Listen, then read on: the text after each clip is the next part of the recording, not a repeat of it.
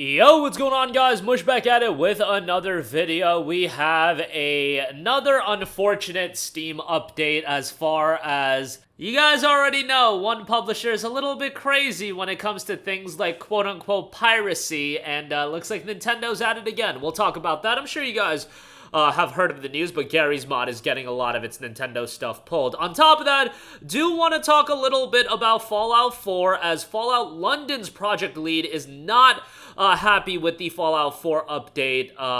That is going to be a little bit of an issue. We'll go over the article posted on PC Gamer. But first of all, Nintendo stuff on Steam Workshop, as noted on Steam Communities page for Garry's mod. We're working on removing all Nintendo-related stuff from Steam Workshop. Some of you may have noticed that certain Nintendo-related Workshop items have recently been taken down. This is not a mistake. The takedowns came from Nintendo. Honestly, this is fair enough. This is Nintendo's content, and what they allow and don't allow is up to them.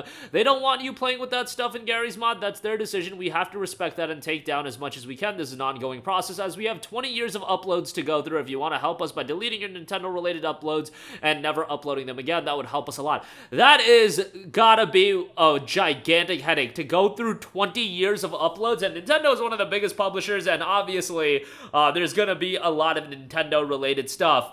Nintendo, generally speaking, doesn't play well with others when it comes to stuff like this, and I get it. From their standpoint, they're probably like, not only is this stuff being allowed in Garry's mod, but it's literally free content that is just available on Steam Workshop, and, you know, with their content, they do want to monetize it, and they want to monetize all of it, even though, like, them pulling this Nintendo-related stuff ultimately doesn't monetarily benefit them whatsoever. Like, they are pulling this Nintendo-related stuff. What, at the end of the day, does this benefit? It doesn't benefit them at all. It's just pulling their stuff from Garry's mod and people utilizing Nintendo-related stuff on Garry's mod. What benefit does it give Nintendo at the end of the day? Really nothing whatsoever, so you can dissect it however you want. When it comes to Nintendo, I like to not even question things like this. You really can't make reason of it. Obviously, we recently had Yuzu get shut down, and that was a huge...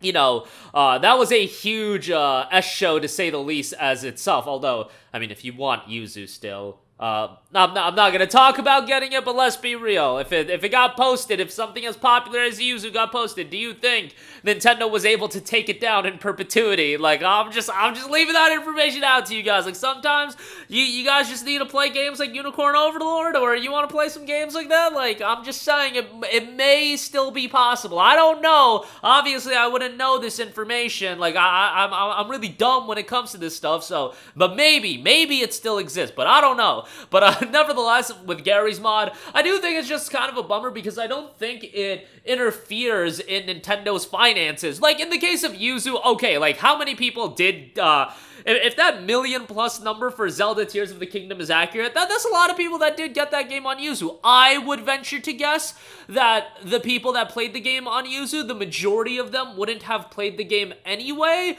or bought the game, or bought the Switch, or, you know, whatever the deal is, but... you know, I can't prove that. I genuinely can't prove that. Maybe Nintendo's of the mindset all 1 million of those people would have bought Tears of the Kingdom had Yuzu not been a thing. And damn you, Yuzu, you screwed us over of those 1 million copies sold. Although, I would be of the mindset that Nintendo, just release your games on Steam. Even if it's out of delay, you can price them at $60 and you can rake in so much money. And at that point, you're actually benefiting the PC audience, and you're benefiting your bank account, so it just makes a lot of sense. I mean, Breath of the Wild at $60 would sell really well. I'm just saying, just throwing that out there. But I don't know if that's ever going to come to fruition. But unfortunate news for Garry's mod. Again, it's going to take quite a long time to clear out 20 years worth of stuff, and Garry's mod has been around for a very, very long time. It's one of the most popular PC games, or for a long time, it was one of the more popular PC games. And, I mean... I go on the Steam page, and there's a negative review about people mad about Nintendo stuff getting pulled. Like, seriously, it's not their decision. I mean, they're dealing with Nintendo from a standpoint of, you know, them being a gigantic publisher, and, like, you really don't want to get into that battle, and, yeah, not a great time, but, yeah, there you go with that. The Nintendo suits be doing Nintendo suit things, so these things do happen in gaming. Moving on from that, a lot of excitement, or a level of excitement, I should say, around Fallout 4 and its recent update. Although on PC, is it really a sizable thing to write home about? No, because you were already playing the game at 60 FPS. You already had the better visuals and whatnot. However, Fallout London is a significant DLC mod that is promising to bring Fallout 4 to post-Nuke London. And a lot of things were going on as far as the development of it and as well as its next-gen update. So the next-gen update for Fallout 4 was announced to arrive on April the 25th. It was noted, I don't want to say suspect because that makes it sound malicious, but if you were a big corporation and there was a fantastic Fallout TV series that just came out, you think you'd co-align and have the big update ready on the same day the series comes out. I don't think it's malicious, but it seems like a very arbitrary date for them to drop.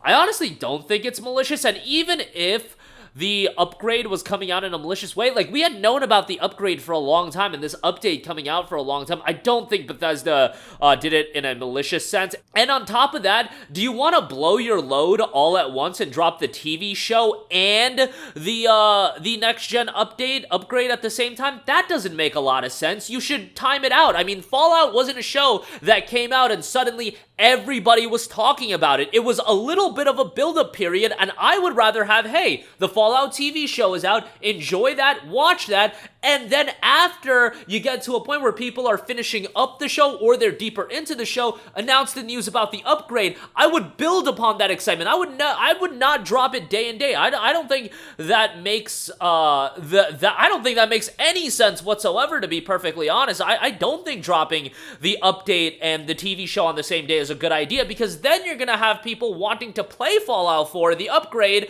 and you're dividing the user base, the media consumption. You can't really play Fallout 4 and then watch the show at the same time. I don't think that would be the case, but who knows? That's me actually going to bat for the big publisher here, but that's my 2 cents on that. It was also noted we've just been tweaking and testing to get things as stable as we can for you all in time for that release, but with the new update dropping just 48 hours later, the past 4 years of our works stand to just simply break. So that is obviously very unfortunate from a timing standpoint, noting I do understand that there is always going to be hesitancy about working with the community because we're not industry professionals, but there are schemes where they do work with community members, so why isn't that being done? Yeah, that would be beneficial, and I think that would be great. Carter argues that the team has outperformed some of the Fallout 76 announcements, and you'd think they'd have at least a conversation to just be like, look, you guys are clearly at least notable. You're not official, but let's make sure we don't ruin this for the fans. Yeah, having a discussion, having an open dialogue, I think would have been beneficial, but again, they note it's not malicious, and I will certainly say I don't think it's malicious whatsoever that they were timing out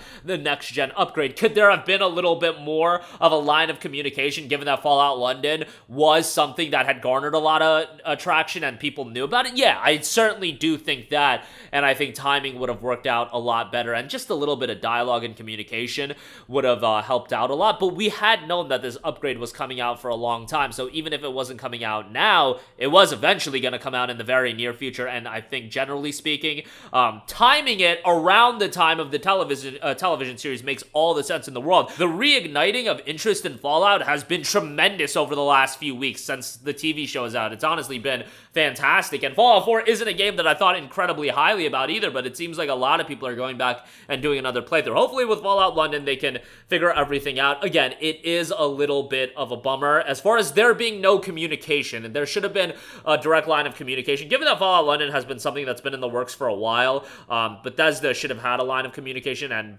you know, that would have been very, very beneficial as far as everything like that is concerned. And you could have just asked them to sign an NDA or something like that if you didn't want information about the upgrade to leak, so on and so forth. But yeah, that is going to do it for me. Unfortunate news about that, but really unfortunate news as far as Garry's mod and Nintendo stuff on the workshop goes. Hopefully Fallout London can make some waves and still can come to fruition, and I think it will be, but the next-gen upgrade did, obviously, and next-gen update did halt the release on that. But that'll do it for me. Let me know all of your thoughts in the comment section down below. As always, guys, thanks for watching. I will catch you guys in the next one. Peace out.